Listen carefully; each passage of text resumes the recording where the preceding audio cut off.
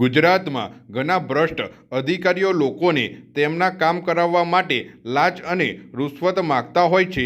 Traffic police વાહન ચાલકો પાસેથી પૈસા માગતા હોય તેવા વિડીયો ઘણીવાર વાયરલ થતા હોય છે.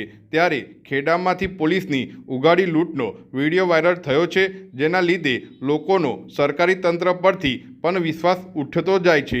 સેવાલિયા પોલીસ મથકના કર્મચારીઓ ખુલ્લેઆમ લાંચ લેતા હોય તેનો વિડીયો વાયરલ થયો છે. हाँ सर लाइसेंस कहीं नो जो सर पिलोदरा जनोड बालासिंह हेलमेट नहीं साहब हेलमेट है अपन बस तो आप ही निकल जा चल 1000 रुपये की पावती दे हाँ सर आप ही हमने बस हाँ